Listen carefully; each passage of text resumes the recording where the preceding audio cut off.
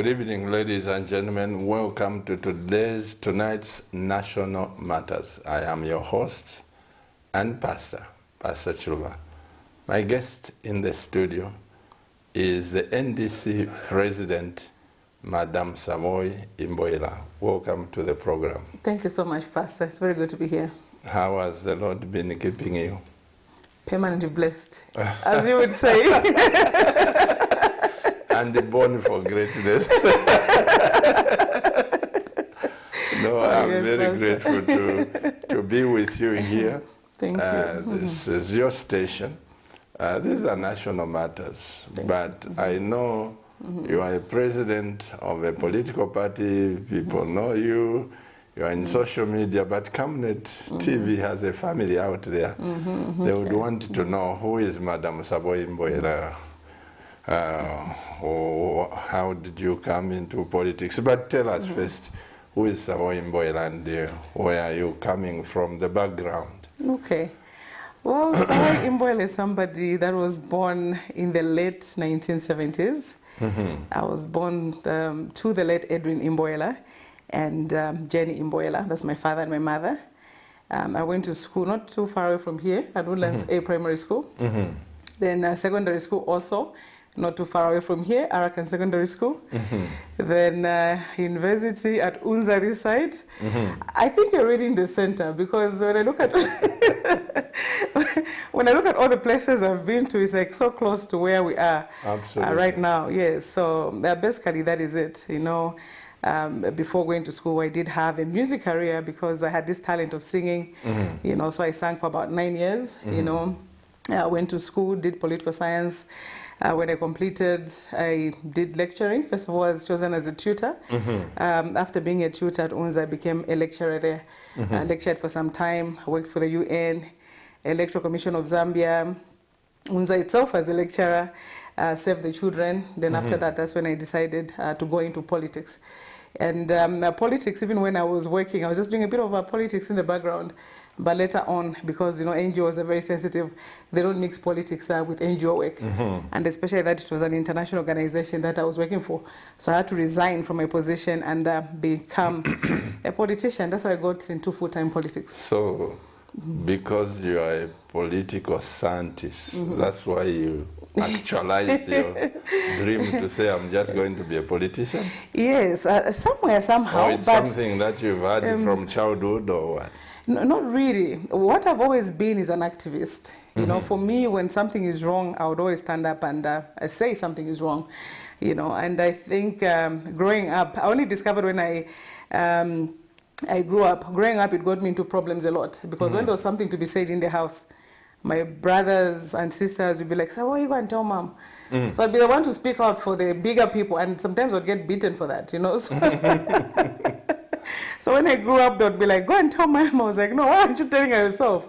You know, so I was that activist. And I remember the time when I actually got politically involved, like activism at a national level.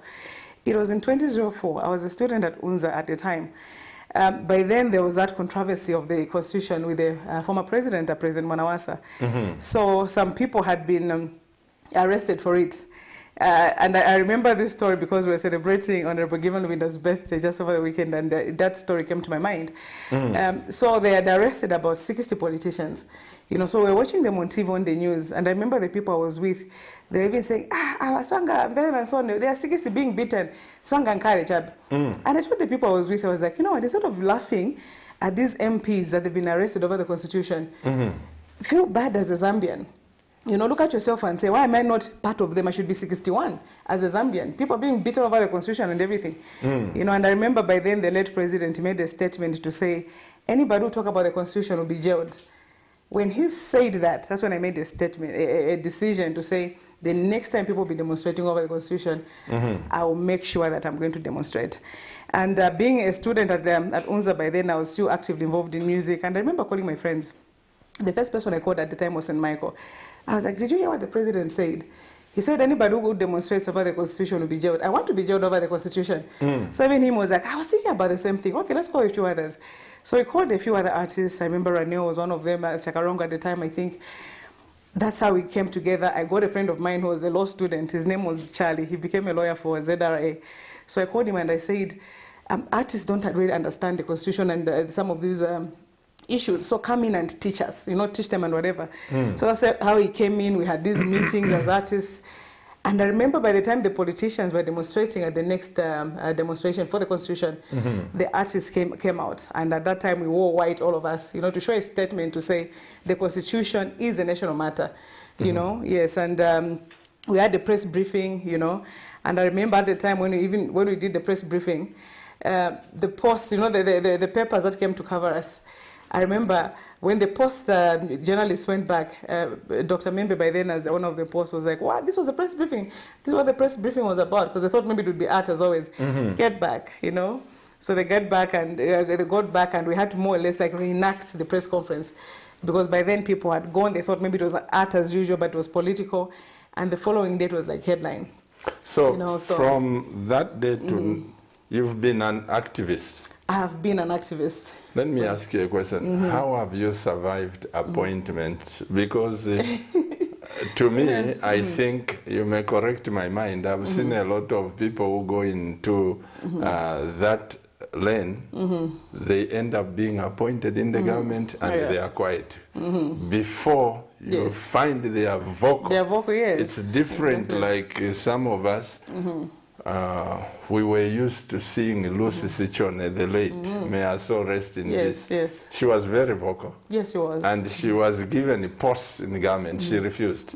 She went to the grave as an activist.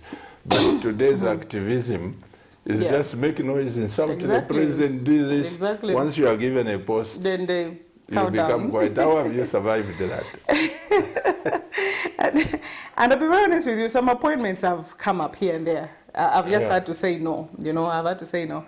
And I'm happy that you've even talked about Lucy Sichone. I think she's another person that contributed to me being what I became later on. Because I remember the time when grade 11, that's when she started the Civic Education Club, which is now the Civic Education NGO. So she started these clubs, and I was one of the first people that joined it. With our matron by then, Mrs. Lopa, who was our English teacher. So we did do some activism here and there, and when I completed school, I think I had that small background, even just from secondary school, because of how good the club was trying to make us future leaders, as they would say, so appointments really come, be it in the PF, here and there, they would call me, we need you to do this, even in the UPND, from the time they won. And sometimes no wonder I laugh when you see people insult us. We try to criticize the government and they insult us. And I normally tell them to say, if some of us were thinking about ourselves more than anything else, trust me, we'd be in government by now. We'd be in government enjoying ourselves. But you look at certain things to say, is this the right thing for the country? Is this the right way to go? And we've said no, and we've survived to now.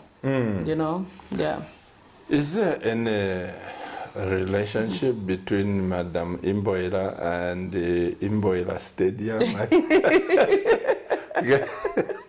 I don't know where the relationship is. Is it yours or the parents? Well, the late Edwin IMBOELA was my father. He was your father? Yes, he was my father. I was actually the last born. I was his last born, so to speak. Yes, so I think he's another person who gave me again the blood of being who I am. Because when I talked to the policeman, I remember last time I was Mr. Siam, I think was a spokesperson for Home Affairs or so. He was telling me to say, your father was so brave, and a lot of people say that. When you read your father's file at the police, oh my goodness, that man. So that's what he was, really. So my late father, Edwin IMBOELA, was a sportsman, I think he had the championship, one of the athletics championships for 5 years in the country and beaten. And then also he was the first policeman to actually have a degree in the country. Yeah, he had a law degree from UNZA. So he was both very, very sporty, if I should say that, and very academic. Yeah. Just like I am very artistic and academic. Because I normally see sometimes even in politics right now, when people want to annoy me, according to them, they think they annoy me by saying that. They'll be like, go back to music, I'm talking politics, they'll be like, go back to music. And why should I go back to music? It's you that are opening doors and thinking, yeah, 1 minute you have to be in this door, you're an artist, the next minute you're a politician. For me, I embrace everything. You know, yeah. The one I'm saying that my father was that person, he was a sportsman, and he was again very academic. I've been very, in fact, I was sporty at school myself. I was sporty, then artistic, plus academic. You know, so I feel that one person can do all that. You have even, my question has helped the people from Chipata who didn't know that the stadium, even in IMBOELA, was your father. Because Chipata people, you know, Easterners, they need a lot of education. However, now that you are in politics, talk about NDC. You hear NDC there, NDC there. Is it lack of names, or why is it this NDC and that NDC? You know, to be honest with you, I think it's just the sad part of Zambian politics, you know. This issue of having maybe one thing here and then the next being replicated somewhere else. It shouldn't be something that the governments, you know, have to take interest in and stop. But sadly, you find that it's normally the incumbents that actually cause that kind of confusion. You know, so for NDC, for example, we were in a very long alliance with the UPND for 3 years, and when it broke, you know, it broke just before the elections. You know, 3 months before the elections, our former president went back to the PF where he had come from. And our former vice president said he wanted us to go to the UPND, so to speak. So some of us were like, you know what, we can't go this side or that side. Some of us remain with NDC because we are not PF, we are not UPND. Who was the former vice president? Our former vice president is Mr. Joseph Sakafumba, who's currently the PS for Home Affairs. Yes, so that's actually what happened. So there was that. And by the way, had it been the order I've talked about now, like the former president went to PF and the other one, UPND, had it gone ahead like that, could have even been better. But what happened was the events that were leading towards our former president leaving, it was clear that at some point he was going to leave. So our former president, plus 4 others in the NDC, decided to do what we would call a coup d'etat. As members of the Central Committee, all of us were in our homes just to see our vice president firing the president. Now the issue is this: there's no organization in the entire world where a vice president can fire the president. The same person that I put them in the position. Well, you know, this is Zambia, secretary nation, so anything is possible. I think that's what they used, you know, because our constitution really, you know. And the funny thing is that even the president himself or herself in the NDC, you don't even have powers to fire your vice president. So let alone a vice firing a president. Where I am right now, Pastor, if my vice president, for example, SG, does something wrong, what I have to do is charge them, okay? I call for a central committee, we charge them, we give them 10 days to exculpate themselves. After they fail, then that's when we expel him from the party. You know, expel them, yeah, if they've done something wrong. So there's that procedure. I can't just come on TV and radio and just say, from today onwards, I've expelled the vice president, or I've expelled the SG. That doesn't happen. However, I can remove them from their positions. Okay? As president, I have powers to remove them, to say, you're no longer SG, you're no longer president, and appoint somebody else who I feel that is best for the party. But in terms of expelling, no one has got that right to do that in the party. And that's exactly what our former vice president did, who, funny enough, is a lawyer. So even knew that what he was doing was wrong. So that confusion for me was made because after that long alliance with the UPND, it was understandable. They felt that without NDC, they would not win, especially on the Copper Belt. They had gained so much ground on the Copper Belt, you know, because of that alliance, which had really, really worked so well, you know. And I remember so a few months later when I met with the vice president, I asked him one thing to say, but why did you do what you did? Because at the end of the day, you knew that at the time, all of us were for the alliance, you know. We were for the alliance. So what you should have done was just to be patient. You should have waited, you know. Waited. Once the former president, Dr. Kambwili, went back to PF, then all of us could have remained intact and gone with the alliance the way we were, you know. But because of what he did, whereby he tried to act fast and expel the president who he had no rights to expel, some of us had now to remain and defend the constitution, you know. Do you think politics in Zambia have become a way of livelihood to some people? Yeah. Would you say yes, these people who call themselves presidents, including yourself, and do they have a vision to lead the nation, or others is, let me become a politician, make noise, I may be appointed by the ruling party, that kind of thing. What is your take on that? Sadly so. Sadly so. You know, just like any other profession, you find that there's always infiltration of people doing things for the right things, you know. Others, because they got stuck up, then they were told, okay, you can make money using this. And politics sadly has got that, you know. That is why, in as much as certain things we have done haphazardly, like the issue of qualifications, I think that is a very good thing, you know, because people, if they want to be politicians, I think they have to bring a few things to the table, you know, because the way our politics are right now, anybody can just decide and say, I want to be a politician, then I want to be a leader, then I want to do ABCD, you know, which is not really that good, you know. So at the end of the day, you find that in terms of the competition and the bar is so low, you know, and when people go in, they just do things for the wrong reasons. Pastor, I'm somebody that has gone to school myself for politics. You know, I sat at UNZA for 4 or 5 years doing political science, development studies. I left the country, I went to New Zealand. I did my master's in international law and politics. You know, I'm a person who's very passionate about politics and the law. So meaning that even if I was to find a job which does not pay me very well, a political job, I would still do it because I'm so passionate about it. And I know that the academic qualifications and the experience I've gained over the years, there's something I have to contribute to my country, you know. So for me, in as much as my dream before this was just to be a technocrat, you know, because most people that do political science actually just normally end up being technocrats. They work in governments, embassies, you know, NGOs, all sorts of places. You know, that was my actual dream at first when I started. You know, so for me to have branched off to say I want to be a politician, trust me, is because I do have that passion, you know, and I believe that there's really something that I can contribute to the country.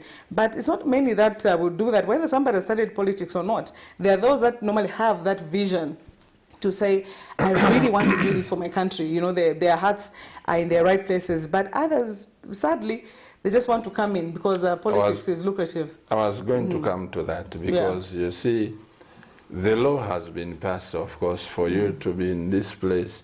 You've got to be a grade 12. Exactly. You've got to be that. Yes. But when you look from time immemorial, look at our parents. They didn't have grade 12s, and they didn't have all the qualifications. Yeah. Because sometimes education breeds educated thieves. You know that? Yeah, it does actually. Sometimes it can breed educated thieves. Yeah.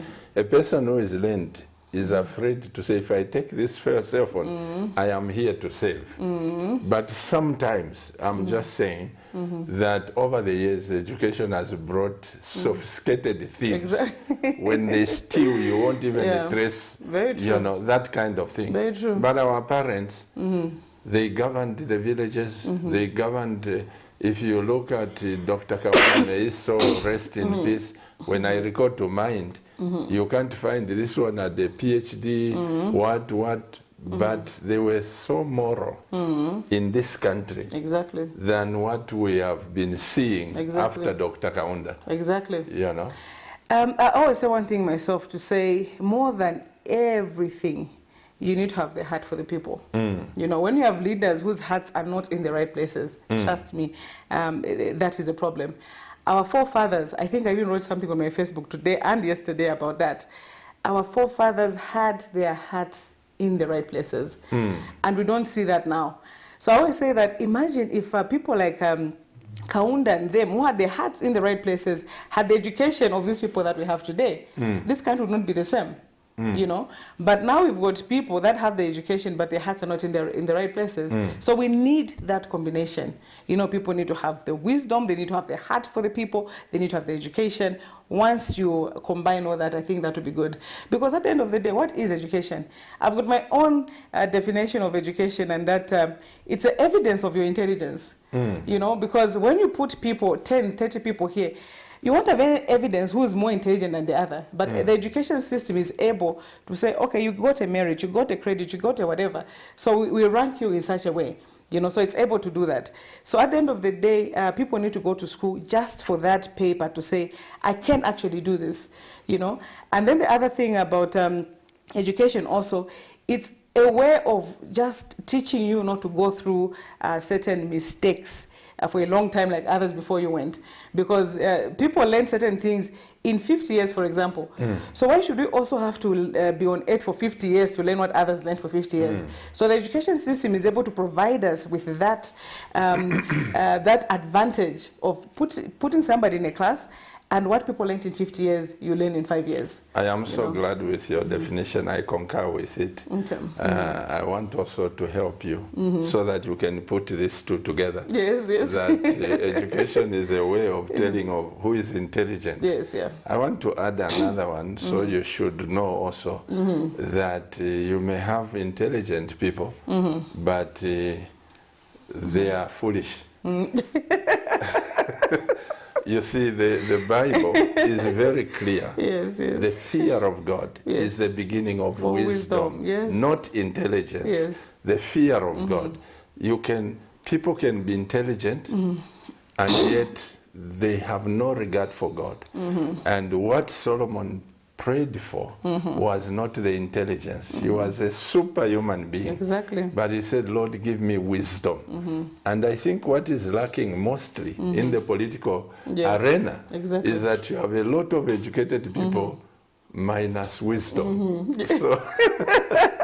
So when you combine that two, intelligence with wisdom, I think you create a fair brand. Exactly. And for me, that's what I believe in. The intelligence, the wisdom, and what I call the heart for the people. Service, you know? Yes. And if you look at the Bible again, the Bible even says, God himself says, my people perish due to lack of knowledge. Yes, for me, knowledge comes in as an issue now of intelligence. So there's that wisdom part, yes, the wisdom part and the knowledge part. And I also look at the disciples, you know. When you look at the disciples, some people, I think like Bartholomew, I think they wrote 2 pages or 3 pages. And then there were people like Paul who did not even experience Jesus firsthand, you know. But because he was educated, look at how many books he wrote. Yes. So intelligence, and let me just say education, even in Bible times, there's a difference between the disciples that did not have that knowledge or that intelligence and those that were educated at the time. You know, so for me, I look at that to say, when you have that combination now, as a combination of Paul that we saw in the Bible, I think, And Peter was not educated, but he wrote books. Exactly. But let me help you as we go on now, just on that, because you are a Christian, and you've sung some gospel, am I right? Very true. Okay. Let me help you on that part. You see why I lean so much on wisdom? Wisdom has to deal with issues that are complicated. Exactly. Where your biological degree, your chemistry degree can't work. One woman sleeps over the child and wakes up, oh, my child is dead. Then they swap. They go to King Solomon. King Solomon, this is my child. No, this is, no. He says, all right, bring the sword. We are going to cut the child in half. And one woman gets excited. Yes. Tufidile Munsenga, you know? Yeah. And the other one says, no. Give her the child. You see, that's what you are talking about, service. Exactly. We fail sometimes to relate very true. to our fellow human being, even with a lot of education. If you have degrees, but solve this problem. Exactly. So I'm just saying that we need knowledge and wisdom. Exactly. Wisdom has to deal with handling people. And as politicians, you need a lot of wisdom. Very true. You know, Pastor, I'll solidify also what you have said with something. I'm a political scientist by profession, right? When I talk about politics, for example, I come in from the area of academics and experience. And also experience, that's where the wisdom normally comes in. I've been telling people to say, there are things that you can learn from class, but when you're on the ground, you understand to say, no wonder certain formulas don't even work when you calculate from class. One of the issues of just what you've talked about in terms of the wisdom, you know, in our country right now, for example, I'll give you an issue of how people are so much Christians and everything. From an academic point of view, you even tell yourself to say, you know what, you never mix religion and politics, you know. And when you're coming in from school, for me, I remember even when I was joining NDC, just a laissez-faire eka slogan, I had a problem with that. Because you have got these things which are lined up to say, okay, this is the way it's supposed to be. But when you are on the ground now, the issue of wisdom really applies. Because you look at people that have to go through certain things on a daily basis and certain problems that you have to face. For example, Zambian politics has a lot of strange beliefs, if I should say that. You know, I can call it witchcraft, people can call it whatever, but people really bow down to many, many authors, you know. So the Eurocentric books that we read in these classes, they'll just tell you to say politics and religion don't mix or should not mix. They give you philosophers like Aquinas and everything, and you're reading all that. And you want to do that, but when you're on the ground as a Zambian politician, you realize to say, for people to stand in elections and everything, they want to go to all sorts of funny places. Then you realize to say, at the end of the day, we need God in Zambian politics more than anything else. Absolutely. Yes. So while in a Western system it can work to say, this should not mix, you can't take away religion from the Zambian politics. That leads me now to my first question, because we've talked about this. Is there political tolerance in Zambia? Political tolerance, it's really not there, and it's becoming worse and worse. I don't know why. The intolerance is becoming worse, you know. If you look at under the PF government, we had an issue of cadres and everything, and when people wore t-shirts, for example, they'd be beaten at stations and markets. But right now with the UPND, their cadres have morphed, you know, they've moved from the physical space to online space. You can't say anything without being heavily insulted. You know, right online. Now, yes, exactly. Right now, this broadcast is being televised even on Facebook. If you read the messages, you'll be shocked at the kind of messages that people are writing. There's so much bullying, so much violence online, and this to me is something that the government needs to work on. You know, because people are so intolerant, and the government itself is so intolerant. So they're okay with people insulting others as long as it's not them that are being insulted. So for me, I think that's not something that we should go on tolerating and accepting as if it's a normal way of life, because it's not. You know, we need to learn that people do have divergent views. You know, politics by nature means differences. You know, where there are just two people, they're going to think differently. Unless one is not thinking, you know. But where there are two people that are thinking, know that they're going to be different. They'll come in, this one will think about this, and the other person will think about that. But in Zambia, I find that just people are having divergent views. They're being insulted all over just for that. And really, that's very, very unfortunate. Well, there are some of you that are saying, what's the topic? But we advertise this, that we are going to talk about the general issues in Zambia, right? Just general. We touch here, we touch there, to look at where is Zambia at. Nevertheless, do you think there is a time when, let me talk about what you said about the bullies online. Put it this way, some of the people, like President HH said the other day when he was addressing the press conference, that people spend their time online instead of being in the field or doing something productive. You know, one reason why most of the people, they spend the whole day, the whole night reading the messages, insulting people, it's because they have nothing to do. That's very true. And they don't know where they are going. You find the Wakakotafe online and say, this one is a guru online. What has he achieved? Nothing. But he's famous everywhere. Exactly. You know? Very true. But when we say political intolerance, are you saying that when you look at UPND and the PF, are there similarities? Scary similarities, you know, to a certain extent even worse, you know, because now? Yes, Yes, to a certain extent even worse, yes. For the physical violence, like I said, for example, definitely it was worse under the PF. But the online physical, or rather the online violence, it's worse under the UPND. And the very, very small boys and girls doing that. You know, I remember last time I wrote on my Facebook to say, these people and these people and these people, I'm going to have them reported. And I did go, of course, to Central Police to report, because it was way too much. When I wrote that to say these have been reported, and they were so scared, they came to my inbox and they were apologizing. So I gave them a condition to say, if you want me to forgive you, go on your page and say you never bully another woman online again. Make an apology, screenshot it, and send it to me. And everybody did so. What really shocked me was how young these people that do this are, you know, very, very young people. And one of them was even telling me, look for a job for me, you know, and then I was like, so if you're looking for a job, why do this? You know, so imagine even if I had a job, how can I give a job to a person like this?